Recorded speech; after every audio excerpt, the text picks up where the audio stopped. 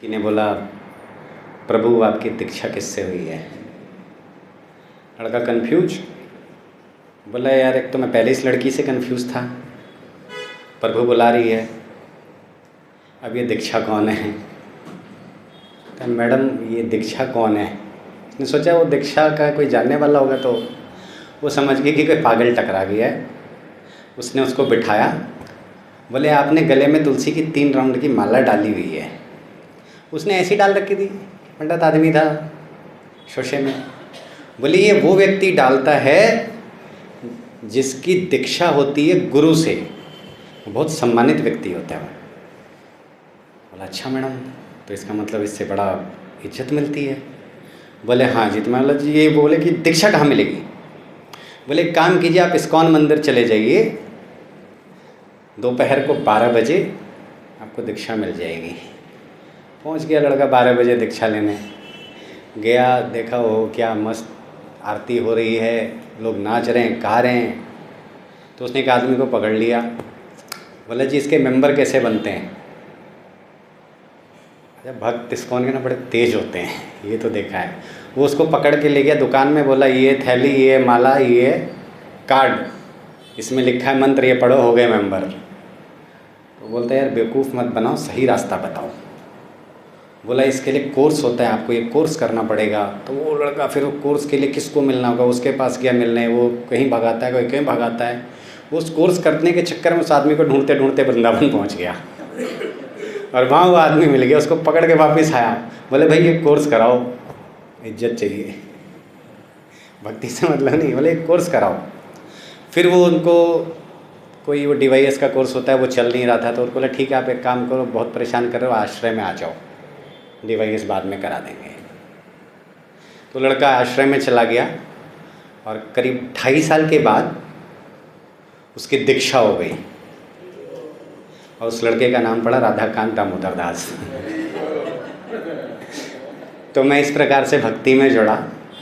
तो अगर वो माता जी ने मुझे उस कंपनी में प्रचार नहीं किया होता तो मैं वो दिवाली को ही झाड़ू लगा रहा होता या पोंछ रहा होता।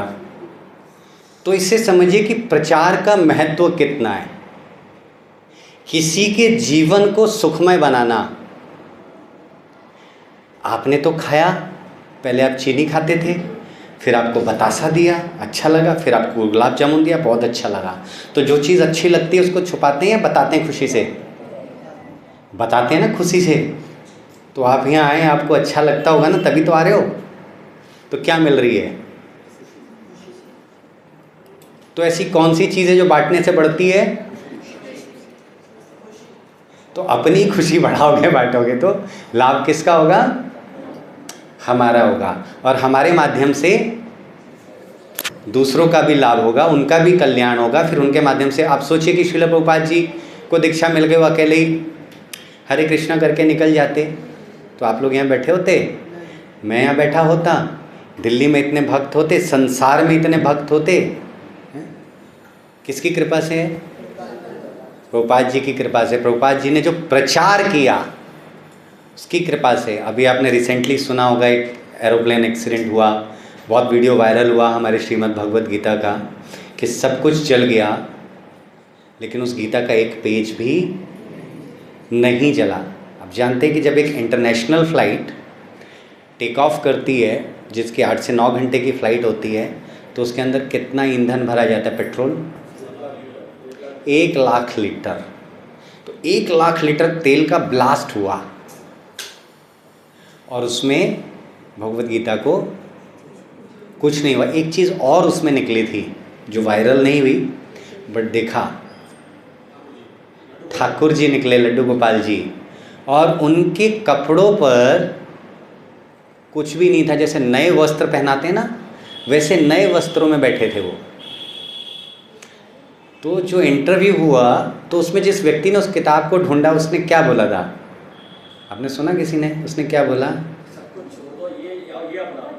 ये भगवान का क्या है? इंडिकेशन है कि सब कुछ छोड़ के इनके संरक्षण में जाएंगे तो हम सुरक्षित हैं। तो इतना बड़ा एग्जाम्पल आपके सामने 2-3 दिन पहले आया। तो भगवान की शरण में कैसे जाते हैं हम? हरे कृष्णा कहने से, भक्ति के माध्यम से जब आपको सिखाया जाता है। तो सिखाना भी क्या है? प्रचार में ही आता है। प्रचार का मतलब ही थोड़ी था बाहर बोर्ड लेके खड़े हो गए जी अंदर चल रही है कथा यही प्रचार है, नहीं। 13 सालों से 12 साल से इस सेंटर में आपको प्रचारित किया जा रहा है भक्ति कैसे करनी है, माला कैसे करनी है ना। तो क्या है, ये सब प्रचार के ही माध्यम से होता है। अभी निर्जला एकादशी आई थी, आप लोगों ने बहुत से लोगों ने बहुत मालाएं की होंगी, है ना। कितनी माला की? 129। हरि बोल। और वेरी गुड 112। हरि बोल। कितनी अच्छी बात है, हैं? तो ये माला कैसे हुई? आपको प्रचारित किया गया, एनर्जी भरी गई, तभी तो किए। पहले करते थे यहाँ आने से पहले? कोई हो है जो इस्कॉन में आने से पहले माला करता हो? तो कैसे ये सिखाया गया ना। तो यही प्रचार का क्या है, मेन उद्देश्य है। सुख कैसे आपके जीवन में आएगा, आप दूसरों को कैसे सुखी बनाओगे, है ना। यही, क्योंकि चैतन्य महाप्रभु क्या कहते हैं, जारे देखे तारे कहो कृष्ण उपदेश, जहाँ देखे बोल दो। अगर नहीं समझेगा तो क्या करेगा? सुनेगा। और जब कोई चीज़ सुनते हैं ना तो मुख से निकलता है वो। आप कभी भी देखिएगा जो चीज़ आप सुन रहे होते हैं ना, एक्चुअल में आपके मुख पर होता है। तो भगवान क्या कहते हैं, जो गलती से भी मेरे नाम का स्मरण करता है, गलती से भी जो मेरा नाम लेता है, वो क्या होता है, मेरे धाम को प्राप्त होता है। तो सिर्फ आपकी कृपा से कोई व्यक्ति धाम चला जाएगा। तभी तो हेलो नहीं बोलते ना, क्यों करते हैं? वो जिसको नहीं भी बोलना ना, आप किसी बोला हरे कृष्णा, हाँ जी राधे राधे। हरे कृष्ण नहीं भी बोलेगा तो क्या बोल देगा? राधे राधे। तो भी क्या करता है वो? श्रीमती राधा रानी भगवान का नाम लेता है ना। या कुछ नहीं बोलेगा, हाँ जी हरे कृष्णा वाले हैं। नहीं भी हरे कृष्णा बोलेगा तो क्या बोलेगा मन में? हरे कृष्णा वाले हैं। मन में तो बोलेगा ना। तो मन में क्या बोला उसने? हो गया प्रचार। प्रचार का एक चीज़ और ये समझिए, अर्थ यह नहीं है कि जो वक्ता है, जो बोलता है, वो प्रचारक है। ठीक है, ये बहुत क्लियर समझिए। प्रचारक वो नहीं है जो वक्ता या बोलता है। प्रचारक कौन है? हर एक व्यक्ति जो सेवा में लगा हुआ है, वो सब प्रचारक है। तो आप सब प्रचारक हैं। जैसे मैं यहाँ बोल रहा हूँ, किसी ने माइक लगाया है, तो ये क्या है? प्रचार का माध्यम है। तभी तो आवाज़ आप तक जा रही है, नहीं तो आवाज़। आजकल तो मैं इतना धीरे बोल रहा हूँ कि मैं ही सुनता हूँ, तो ये क्या हो गया? माध्यम हो गया, है ना। तो इस प्रकार से ये सभी चीज़ें। और भगवान श्रीमद् भगवद गीता में क्या कहते हैं? श्रीमद् भगवद गीता अध्याय 18 श्लोक संख्या 68 एंड 69, हिंदी में 68 एंड 69। तो भगवान कहते हैं कि जो व्यक्ति भक्तों को ये परम रहस्य बताता है, वह शुद्ध भक्ति को प्राप्त होता है और अंत में वह मेरे पास आ जाएगा। यानी कि जो भी व्यक्ति भगवान के विषय में चर्चा करता है, भगवान के नामों को बताता है, वो क्या करता है? उसे शुद्ध भक्ति की प्राप्ति होती है। अच्छा, प्रेम किस चीज़ से होता है? मैं थोड़ा टिपिकली बात करता हूँ। तो प्यार किससे होता है? ताली बजाइए। जिसके विषय में आप बात करेंगे, जिसके विषय में आप बार बार सुनेंगे, उससे क्या हो जाएगा? प्रेम हो जाएगा। तो यदि बार बार आप भगवान के विषय में चर्चा करते हैं, बार बार आप भगवान के विषय में बताते हैं, तो सबसे पहले प्रेम किसको होगा? हमें होगा। अगर हमें अपने प्रेम को बढ़ाना है तो अधिक से अधिक भगवान के नाम की चर्चा करनी चाहिए। ये नहीं चर्चा करनी चाहिए कि बहन तुम्हारे पड़ोस में हल्ला हो गया, नहीं। उससे क्या होगा? प्रजल्पा होगा। फिर आपका जो मन और हृदय उसी चीज़ में चला जाएगा। जिस विषय में बात करोगे उसी विषय में आप अंदर चले जाओगे। जैसे आपने रसमलाई खाई है, गुलाब जामुन खाए, स्वाद आया मन में, मीठा लगा थोड़ा सा ना, याद आया ना कि गुलाब जामुन मीठा होता है, याद आया ना। तो जैसा हम सोचते हैं वैसा ही मन के अंदर चला जाता है ना। तो अपने ही हृदय को शुद्ध करने के लिए भगवान के नाम का प्रचार अत्यंत आवश्यक है। आगे भगवान कहते हैं इसमें, इस संसार में उसकी अपेक्षा कोई अन्य सेवक, कहते हैं क्या, इस संसार में उसकी अपेक्षा कोई अन्य सेवक ना तो मुझे अधिक प्रिय है और ना कभी होगा। ठीक है, पीछे पीछे बोलिएगा, इस संसार में, जोर से है, इस संसार में उसकी अपेक्षा कोई अन्य सेवक ना तो मुझे अधिक प्रिय है और ना कभी होगा। तो भगवान ने क्या बोला कि जो मेरे नाम का प्रचार करता है उससे अधिक मैं किसी से प्यार नहीं करता हूँ। तो आप सबको क्या चाहिए? भगवान का प्यार चाहिए, प्रेम चाहिए, चाहिए ना। तो भगवान ने कितना आसान तरीका बताया, खूब बोलो, खूब बात करो, मेरे बारे में करो। दिन भर बोलने का मन करता है ना, मेरे बारे में बोलो, प्रेम हो जाएगा। किसे? मुझे। आपको तो होना ही है, लेकिन जब मुझे प्रेम होगा तभी तो मैं आपसे प्रेम करूँगा। प्रेम एक तरफा होता है क्या? दोनों तरफ होता है। एक तरफा प्रेम कभी भी नुकसान देता है ना। तो दोनों तरफ प्रेम कैसे होगा? भगवान कहते हैं, तू पग ढाए एक तो मैं पग ढाऊँ सात, है ना। आप भगवान की तरफ जब एक कदम चलते हो तो भगवान आपकी तरफ कितने कदम चलते हैं? 7। 100 कौन बोला? अच्छा बोले हो, लेकिन जो सुना वो बोलना चाहिए। भगवान कह रहे 200 कदम आगे बढ़ा है, बहुत अच्छी बात है। ये भाव होना चाहिए, है ना। और भाव का बड़ा महत्व है ना। भाव बहुत ज़रूरी है। तो ये हमारे पास लेक्चर के लिए कितना टाइम रहेगा? आधा पौना घंटा, 45 मिनट्स, है ना। ठीक है, तो भाव का होना बहुत ज़रूरी है। मैं कथा सुनाता हूँ, ठीक है, फिर बीच में पीछे पीछे बोलूँगा तो बोलिएगा। किसी के पास मृदंग बजाना है? बजाने वाला कोई है? मृदंग बजाने वाला रखिएगा, ठीक है। अभी जरूरत नहीं है, मैं बताऊँगा, ले लो आप। तो आपको एक बहुत छोटी सी कथा सुनाता हूँ। एक व्यक्ति था, वो बहुत भोजन किया करता था। एक बार में 4 आदमी का भोजन करता था और दिन में 3 बार भोजन करता था।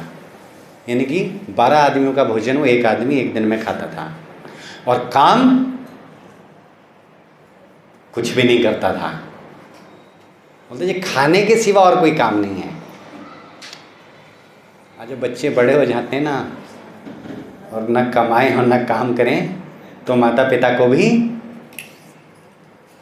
चुभते हैं, है ना। तो क्या घर वालों ने बोला काम कुछ करता नहीं है, खाता 12 आदमियों को खाना है, इसको बाहर मारो। को धक्का दिया, बाहर निकाल दिया। अब उसको टेंशन हो गया। टेंशन क्या? खाने को कहाँ से मिलेगा? तो जिसको कहीं नहीं मिलता उसको भोजन कहाँ मिलता है? आश्रम और मंदिर में। उसने बोला यार भाई कोई ऐसी जगह ढूंढो जहाँ कोई गुरु गुरु हो, बाबा हो, वहाँ चलते हैं, भोजन मिलेगा। कुछ दूर आगे गया, पेड़ के नीचे एक मोटे ताजे बाबा जी जो है माला कर रहे थे। बोला बाबा जी तो ठीक लग रहे हैं, सन्यासी हैं, तो आश्रम होगा, भोजन मिलेगा। तब तक तगड़े तगड़े 3-4 उनके लाल लाल गाल वाले चेला लोग आ गए। बोले यार इनके तो चेला भी बड़े मोटे मोटे हैं, मतलब भोजन भरपेट मिलता होगा। वो गया दौड़ के गुरुजी के पैकेट पकड़ लिए। बोले गुरुजी हमको अपना चेला बना लीजिए। गुरुजी भी घबरा के, कौन? बोले गुरुजी हमको चेला बना लीजिए। गुरुजी बोले करोगे क्या? बिना मेहनत के तो कहीं कुछ नहीं मिलता। बोले बस गुरुजी यही नहीं होता है हमसे। बोले अच्छा माला कर लोगे? बोले वो क्या होता है? बोले भगवान का नाम लेना है, आपको बस मंत्र बोलना है, हरे कृष्णा कृष्णा कृष्णा हरे हरे, हरे राम राम राम हरे हरे। बोले भाई इतना तो कर लूँगा। बोले चलो फिर साथ में। बोले गुरुजी भोजन कितनी बार मिलेगा? बोले 2 बार मिलता है। भक्त लोग 2 बार पाते हैं ना, सुबह और शाम को, सुबह 9 बजे और शाम को 5 से 6 बजे के बीच में, जनरल स्टैंडर्ड है। बोले गुरुजी हमको तो 3 बार चाहिए। बोले चलो नया भक्त ले चलो। ले गए। अब भाई दबा के 3 टाइम भोजन मिल रहा है, बढ़िया भोजन कर रहे हैं, पेड़ के नीचे बैठ के हरे कृष्णा महामंत्र जप रहे हैं, आनंद का आनंद आ रहा है। एक दिन जो है कोई आवाज़ नहीं आ रही थी, सुन सपाटा चारों तरफ, देख रहे हैं भाई आज किचन में कुछ बज नहीं रहा है, टेंशन होने लगा। बोले गुरुजी आज कुछ बन नहीं रहा है। बोले हाँ आज बन नहीं रहा है। तो बोले कुछ मिलेगा नहीं? बोले हाँ मिलेगा भी नहीं। बोले क्यों? बोले आज एकादशी हम बताना भूल गए। बोले तो हमको भी नहीं मिलेगा? बोले हाँ आज तुमको भी नहीं मिलेगा, द्वादशी को मिलेगा, आज माला करना है। बोले अरे गुरुजी अगर हम एकादशी कर लिए तो द्वादशी तो हम देख ही नहीं पाएंगे, हमसे नहीं होगा। बोले नया भक्त है, धीरे धीरे, जैसे आप भी आते हैं ना, शुरू में कोई पहले आते थोड़ी बोलता है 16 माला करो एकादशी करो, भाग जाएगा। बोले ठीक है कोई बात नहीं, मंदिर में तो बनेगा नहीं तो आप बना खा लोगे? बोला अरे गुरुजी मरता क्या ना करता, तुम राशन दिलाओ। बोले भाई इसको राशन दे दो। राशन वासन ले लिया। बोले देखो मंदिर में तो नहीं बनेगा, एक काम करो मंदिर से बाहर पेड़ किनारे चले जाओ, नदी है वहीं बनाओ और खाओ। बोले बस बढ़िया इंतजाम हो गया गुरुजी, हम जा रहे हैं। बोरा उठाया, सामान का लादा कंधे पे और चल दिया। गुरुजी पीछे से टोक दिए। बोले चला, देखो तुम भक्त हो गए हो तो भगवान को भोग लगा के खाना। अब जैसे कोई नया आता है तो उसको भोग की विधि तो आती नहीं है। आप लोग पहली बार आए थे तो आपको सिखाया था भोग विधि पहले दिन ही, तो वो भी बेचारा नहीं सीखा था, चला गया एकदम। दाल भात चोखा रोटी तरकारी सब्जी सब बनाया, सजा के बैठ गया खाने। जैसे ही खाने को याद आ गया कि गुरुजी क्या बोले थे पहले, भोग लगाना भगवान को। अब सीधा आदमी था, भोग लगाना आता नहीं था, है ना। तो क्या बोलता है, भगवान को बुलाता है। ठीक है, मृदंग लीजिए, मेरे पीछे पीछे बोलिएगा, ठीक है, वैसे ही बोलें।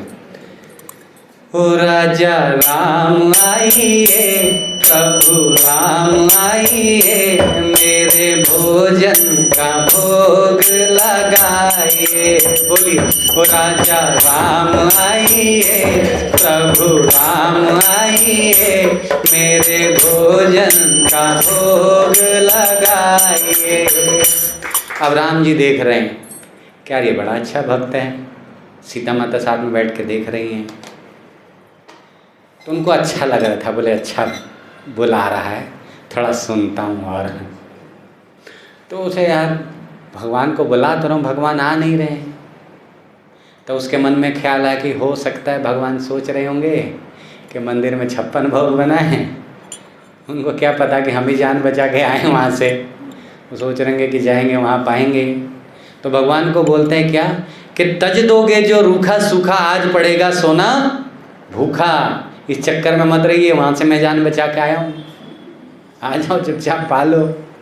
तो भगवान के भाव से बड़ा प्रसन्न हुए, माता सीता को बोले चलो आज लाइव प्रसाद पाएंगे। दोनों प्रकट हो गए, माता सीता राम जी दोनों को जैसे ही देखा उसको टेंशन हो गया। बोला अरे बाप रे, हम तो 2 आदमी का भोजन लाए थे, ये तो 3 हैं, 1 2 और 3, बाकी अब पता नहीं था। चलो बोले गुरुजी बोले थे, भूल हो गया होगा गुरुजी से 3 आदमी का, चलो थोड़ा एकादशी हमारा हो ही जाएगा, अब तो पा लेते हैं, थोड़ा थोड़ा पाए। भगवान जाने लगे तो भगवान को बोलते हैं प्रभु एक विनती था। बोले बोलो। बोले अगली बार थोड़ा जल्दी आ जाइएगा, भूख बर्दाश्त नहीं होता है। बोले हाँ हाँ कोई बात नहीं, अगली बार हम जल्दी आ जाएंगे। गया गुरुजी को बोला, गुरुजी अरे 1 नहीं 2 आदमी आए थे, थोड़ा राशन बढ़वा दीजिएगा, इस बार गड़बड़ हो गया। गुरुजी ने क्या सोचा कि ये तो वैसे ही ज़्यादा खाता है, कम पड़ गया होगा। बोले हाँ कोई बात नहीं, अगली बार राशन बढ़वा लेना। अगली बार राशन बढ़वा लिया, 3 आदमी का राशन भरा और उसके बाद राशन लेके पहुंच गया। भोजन वोजन बड़े प्रेम से बनाया और फिर भगवान को बुलाने लगता है। क्या बोलता है? ओ राजा राम आइए, सीता राम आइए, मेरे भोजन का भोग लगाइए। बोलिए, ओ राजा राम आइए, सीता राम आइए, मेरे भोजन का भोग लगाइए। भगवान देर नहीं किए, तुरंत प्रकट हो गए। लक्ष्मण जी को बोले, यार एक बड़ा अच्छा भक्त मिला, चल तू भी साथ में। तो इस बार लक्ष्मण जी को और साथ मिला। देखे, एक बुलाया, 2 आए, 2 आए, 3 आए, उसको टेंशन हो गया। बोले भगवान अब ये क्या चक्कर है, ये कौन है? बोले हमारे छोटे भाई। बोले लगते नहीं हैं। बोले नहीं भाई, हमारे छोटे भाई हैं। बोले आ गए तो बैठो, अब आ गए तो बैठो, क्या करेंगे, एकादशी करा देते हैं। बेचारे प्रसाद पाए, भगवान जाने लगे तो बोले प्रभु एक बात बोलें आपसे, आप लोगों को देख के लगता बहुत अच्छा है, थोड़ा भूखा रह जाते हैं लेकिन हृदय को बहुत अच्छा लगता है। बोले अच्छा। बोले प्रभु एक विनती और था, अगर बता देते कि अगली बार कितने लोग आएंगे तो हम व्यवस्था कर लेते हैं। भगवान बोले नहीं कोई दिक्कत नहीं है, यही है, बस आ जाएंगे। गया, बोला अरे गुरुजी ये बड़ा मुसीबत है, 1 को बुलाया, 2 आया, 2 को बुलाया, 3 आए। गुरुजी को डाउट हो गया। बोले ले जाके राशन बेच रहा है। बोले ले लेना, अगली बार जितना लेना भर के दबा के। उन्होंने भी भर के दबा के राशन लिया, बोरी लादी कंधे पे और चल दिए पीछे पीछे। गुरुजी लग गए इस बार चेक करने कि मामला क्या है। गया, राशन की बोरी लादा, रख दिया, और भक्त से ज़्यादा, भगवान से ज़्यादा भक्त समझदार होता है। बोला इस बार बनाऊंगा नहीं, पहले चेक करूंगा कि कितने आते हैं। तो बिना बनाए ही बुलाने लगा इस बार, है ना। क्या बोलता है?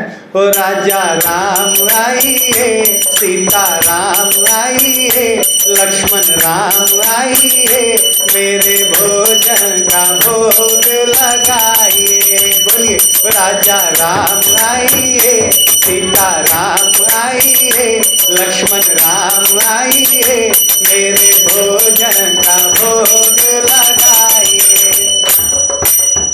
तो क्षण में प्रकट भय श्री राम दरबार, राम लक्ष्मण भरत शत्रुघ्न सीता और संग में हनुमान। बोले अरे बाप रे बाप, ये क्या बवाल है, ये तो पूरा का पूरा समाज उठ के आ गया। बोले प्रभु हमारे बस का नहीं है, हम नहीं बना सकते। बोले क्यों? बोले जब हमको मिलना ही नहीं है तो हम काहे को बनाने जाए, अपने आप बनाओ और खाओ। भगवान बड़े दयालु होते हैं, भक्त की बात सुनते हैं। तो क्या हुआ, माता सीता जो है चूल्हा लीपने लग गई, हनुमान जी पूंछ से सब जगह साफ करने लगे, भरत जी जो हैं सब्जियां लेने चले गए, लक्ष्मण जी लकड़ियां तोड़ने लगे, शत्रुघ्न जी पानी भरने चले गए। सब लोग काम पर लग गए प्रसाद बनाने के। ऊपर से देवी देवता इतना मनोरम दृश्य देख के प्रकट हो गए। तो वो बैठ के चुपचाप माला कर रहा था। उसके मन में आया एक बार देख लूं कि कुछ बन रहा है कि नहीं बन रहा है, कुछ तो मिलेगा। ऐसे झांकता है, देखता रे बाप रे बाप, ये ऋषि देवी देवता सब प्रकट हो गए, छोड़ो अब कुछ नहीं होगा, माला करो चुपचाप। अब गुरुजी पीछे से आके कंधे पे हाथ मारते हैं, बोलते चेला। बोलता अरे गुरुजी अच्छा हुए आप आ गए, बड़ा मुसीबत में डाल दिए। देखिए ना इतने सारे लोग प्रकट हो गए हैं, भगवान आ गए, माता सीता आ गई हैं, सारे भाई आ गए, देवी देवता आ गए, बंदर भी आ गए। अब क्या बनाऊं और क्या खाऊं? गुरुजी कह रहे हैं कि हमको तो कोई दिख नहीं रहा है। अब चेला को और टेंशन हो गया कि लो इनको और नहीं दुख रहा है, हम चोरी के केस में और अंदर जाएंगे। बोले अरे गुरुजी आपको कोई दिख नहीं रहा है? बोले नहीं हमको कुछ नहीं दिख रहा है। बोले भगवान नहीं दिख रहे? बोले नहीं। अब उसको टेंशन हो गया, चुपचाप धीरे भगवान के पास गया। बोले भगवान हमारे गुरुजी कह रहे हैं कि आप दिख नहीं रहे हो।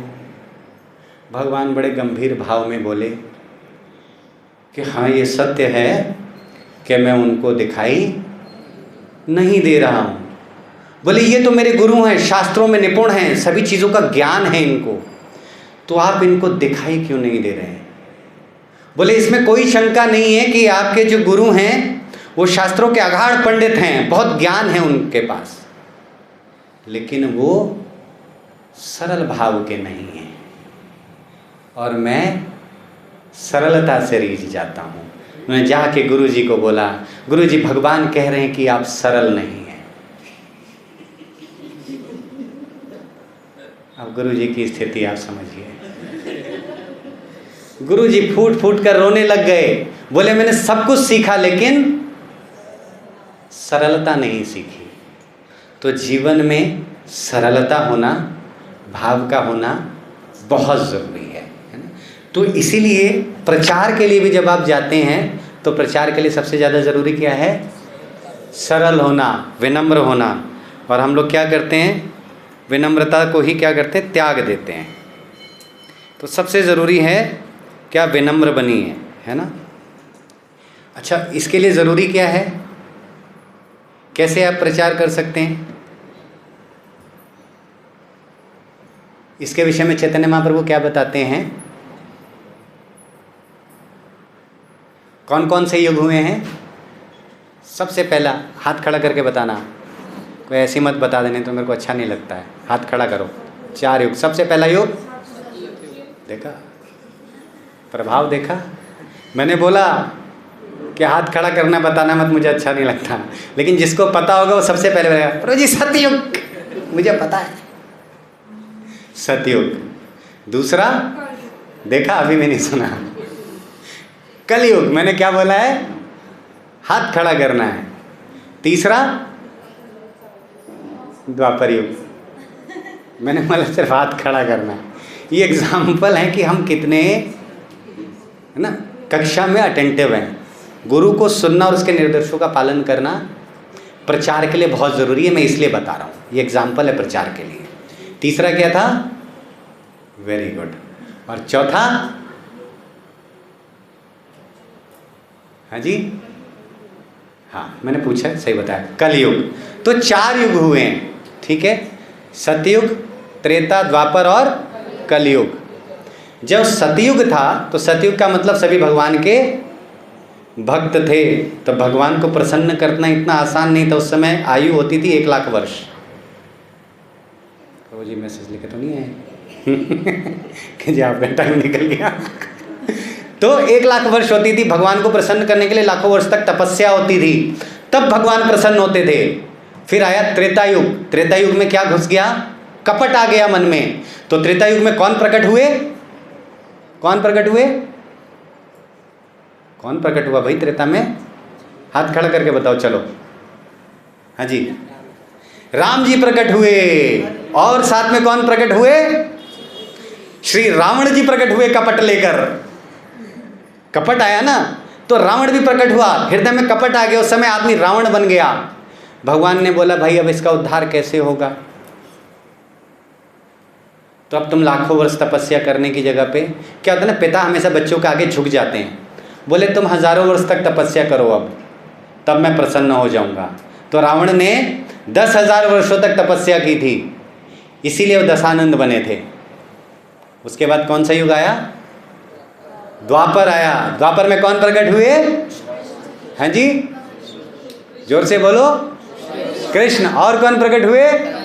कंस प्रकट हुए। उस समय कपट और बढ़ गया। माँ डबल माँ वाले ने ही अपने भांजे को मारने के लिए प्रयास किया, यानी कि कपट इतना बढ़ गया कि रिश्तों का वध होने लगा।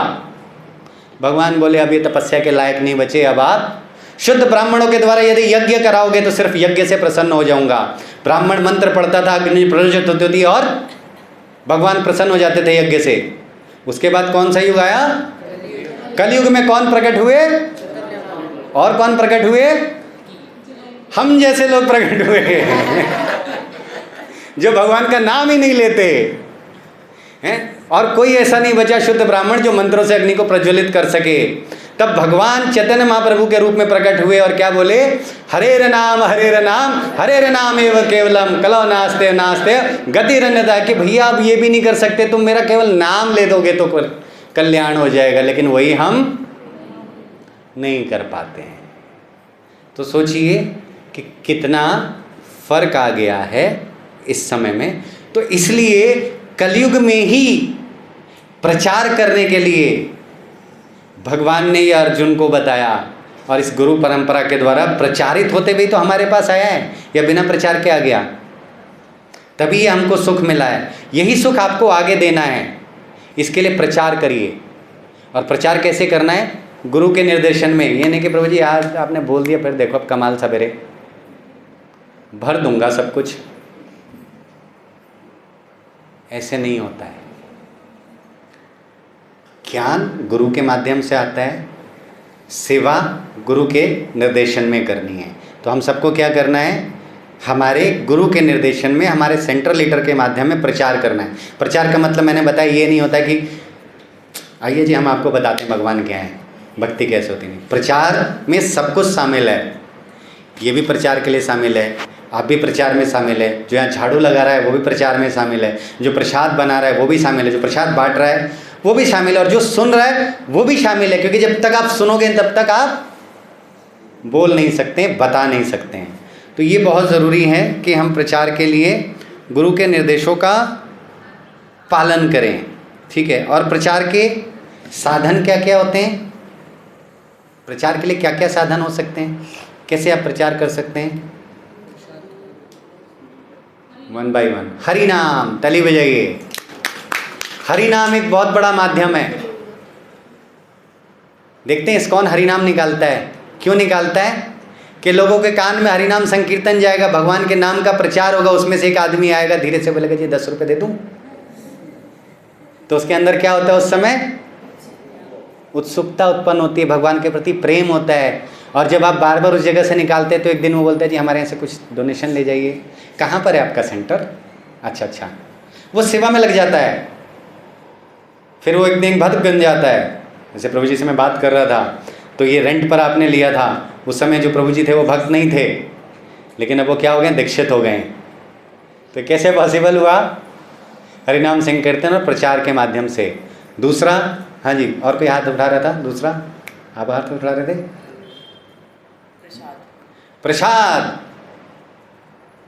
प्रसाद के माध्यम से। प्रभुपाद जी ब्लैक गोल्ड खिलाया करते थे,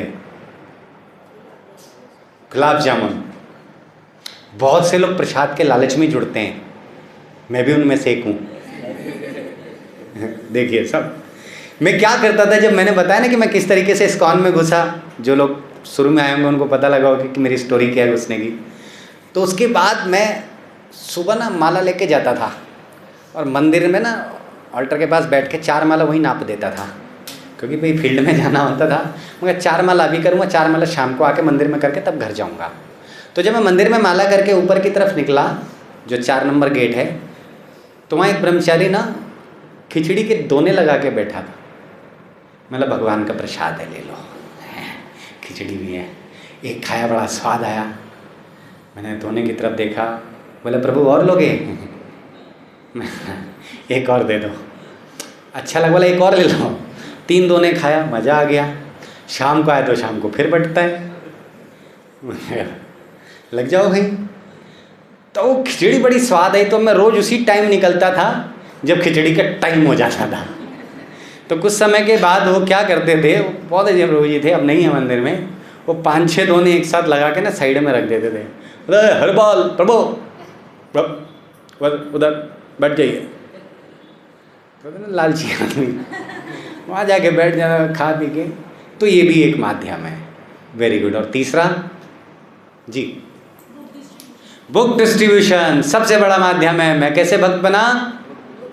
बुक डिस्ट्रीब्यूशन। सबसे पहले मेरे पास बुक डिस्ट्रीब्यूशन के थ्रू ही एक भक्त आए, जो मैंने स्टोरी सुनाया, तो उसी की कृपा मेरे खोपड़ी पे लगी थी, तो शायद बुद्धि खोली थी, तो भक्त मिल गया, है ना। क्योंकि रामायण की चौपाई में आता है, बिन हरि कृपा मिला ही नहीं संता। तो जब तक भगवान की कृपा नहीं होगी तब तक भक्त भी इतनी आसानी से नहीं मिलते हैं। भगवान की कृपा हुई, भक्त मिला और भक्त बने। तो एक माध्यम दूसरा क्या है? ग्रंथों के माध्यम से। और जी, कृष्ण कथा। जैसे अभी मैंने बताया, चैतन्य महाप्रभु क्या कहते हैं? जा रे देखो तारे का हो कृष्ण उपदेश कि जहाँ मौका मिले वहीं पर शुरू हो जाइए। कोई तो सुनेगा, और कोई नहीं सुनेगा तो कौन सुनेगा? हम सुनेंगे, तो हमारा ही कल्याण होगा। जितना हम चर्चा करेंगे हमारा ही, क्योंकि मैंने क्या बताया था, हम जितना जिसके विषय में चर्चा करते हैं उससे उतना ही अधिक प्रेम हो जाता है ना। तो ये भी एक माध्यम है। मैं लिख के लाया था कुछ माध्यम से ना, इसलिए बार बार मोबाइल देख रहा हूँ। ठीक है। दूसरा है, हाँ जी, भक्तों का संग। तो हमें तो भक्तों का संग अपने लिए करते हैं ना, हमें अपना संग देना है। क्या करना है यहाँ पर? लेने के साथ साथ देना है, तभी तो भक्त बनेगा। हम तो संग लेने यहाँ आ गए, बाहर वालों को क्या पता ऊपर फर्स्ट फ्लोर पे क्या हो रहा है। आप उनका संग करेंगे, उनको लेकर आएंगे, तभी तो वो भक्त बनेंगे। ये एक माध्यम है। और आजकल एक और बड़ा माध्यम क्या है? ऑनलाइन प्रचार। आजकल बहुत ऑनलाइन प्रचार होता है। जैसे इसके सरप्रिया प्रभु जी ने, मेरा एक ऑनलाइन ग्रुप है जो सेंट्रल लीडर बनने से पहले मेरे पास है, 2019 से चल रहा है। कोरोना काल में मैंने फेसबुक पर एक स्पॉन्सर ऐड डाला, free Bhagavad Gita course certified degree. लोग फ्री बैठे थे, सबको कहीं ना कहीं बिजी होना था, तो व्हाट्सएप पे बहुत सारे मैसेज है, सबको जोड़ के एक ग्रुप बनाया। और आज भगवान की कृपा से 6 साल से वो ग्रुप है, और हमारे मंदिर से प्रभु जी की से वो ऑथराइज भी है। और उससे करीब 7 भक्तों की अब तक दीक्षा हो चुकी है, और अभी 3 या 4 भक्त लाइन में हैं। में से अभी एक भक्त की हिजोलेनियस भक्ति आश्रय स्वामी महाराज से गाजियाबाद में भी दीक्षा हुई है। तो ये भी एक माध्यम है प्रचार का, है ना। तो बहुत सारे माध्यम, आप किसी का भी इस्तेमाल कर सकते हो प्रचार के लिए। कोई ये ज़रूरी नहीं है कि आपके अंदर बहुत सारी नॉलेज है तभी प्रचार होता है। रेवती पूज्य प्रभु जी मेरे पड़ोसी थे पहले, तो हम और प्रभु जी जब निकलते थे सेंटर ढूंढने के लिए पटेल नगर में, तो प्रभु जी कभी कभी बताया करते थे यहाँ के बारे में। बोलते अरे प्रभु जी, हम तो बाहर खड़े हो जाते थे, आने वाले आदमी को ज़बरदस्ती पकड़ लेते थे। बोले चलो भाई अंदर पार्टी हो रही है, चलो अंदर भाई महाराज आए बहुत बड़े बैठे हैं। अरे भाई सब चलिए प्रसाद लेके चले जाइए, बट रहा है सुन के आदमी घुस जाता है। अब अंदर आ गए तो उस समय वो कोई ज्ञान तो नहीं दे रहे ना वहाँ पे। तो knowledge is not compulsory for the advertisement of the Lord Shri Krishna. यानी भगवान के नाम के प्रचार के लिए नॉलेज होना जरूरी नहीं है। क्या होना जरूरी है? समर्पण और भाव। तो यदि आपके अंदर भाव है तो आप बहुत अच्छे प्रचारक बन सकते हैं, है ना। अगर बिना आँख के तुलसीदास जी सब कुछ कर सकते हैं, एक नारद मुनि के प्रचार से महर्षि वाल्मीकि बन सकते हैं। डकैत तो थे, चोर थे, लेकिन क्या बने? महर्षि। तो कैसे हुआ, है ना। प्रचार के लिए माध्यम सेवा, बहुत नॉलेज नहीं चाहिए। कोई भी सेवा जो उस प्रचार कार्य में आप दे सकते हैं, डोनेशन भी उसमें से एक है। आप प्रसाद में भी जो सेवा कर रहे हैं वो भी है। जैसे मैं बार बार कह रहा हूँ, झाड़ू लगा रहे हैं वो भी है। जैसे ही एक व्यक्ति आपके संपर्क में आएगा वो भक्त बन जाएगा। क्योंकि भक्त के संपर्क में यदि एक क्षण मात्र आपने बिता दिया तो आपका कल्याण हो जाएगा। जैसे नारद मुनि एक बार विष्णु जी के पास गए, बोले भक्त के संग की महिमा के विषय में जानना है। भगवान बोले तो स्वयं त्रिकालदर्शी ज्ञानी, इनको मैं क्या बताऊं। तो बोले ठीक है, आपको प्रैक्टिकल के माध्यम से समझाते हैं। प्रैक्टिकल जल्दी समझ में आता है ना, हम कोई एक्टिविटी करते हैं तो वो चीज़ हमें ज़्यादा याद रहती है। बोले यहाँ से 100 किलोमीटर दूर एक तोता है, उसने अभी एक नवजात तोते को जन्म दिया है, शिशु को, उसके पास जाओ, है नहीं तोता है, हाँ, तोते के पास जाओ और उससे बोलना कि मुझे भगवान विष्णु ने भेजा है, भक्त के संग की क्या महिमा है। नारद मुनि गए उस तोते के पास और जाके बोले मुझे भगवान विष्णु ने भेजा है, मुझे बताइए कि भक्त की संग की क्या महिमा है। जैसे ही तोते ने ये बात सुनी वो मर गया। नारद मुनि को टेंशन हो गई, भैया तो बड़ी खतरनाक क्वेश्चन है, इसका मतलब पूछते ही मर गया। नारद मुनि टेंशन में भागे भागे विष्णु जी के पास गए, अरे भगवान आपने ऐसा कैसा प्रश्न है, मैंने जाके तोते को पूछे, वो तो मर गया। बोले ओहो, चलो जाने दो, कोई बात। यहाँ से 150 किलोमीटर जाओ, एक गाय के बच्चे ने जन्म लिया है, उससे जाके पूछना। गऊ की बड़ी मान्यता है, बड़े खुश, बोले हो गऊ माता, मैं जरूर जाके पूछूंगा। गए नवजात बछड़े के पास, बोले गऊ माता प्रणाम, मुझे भगवान विष्णु ने भेजा है, मैं जानना चाहता हूँ कि भक्त के संग की महिमा क्या होती है। गाय के बछड़े ने नारद मुनि की तरफ देखा और मर गए।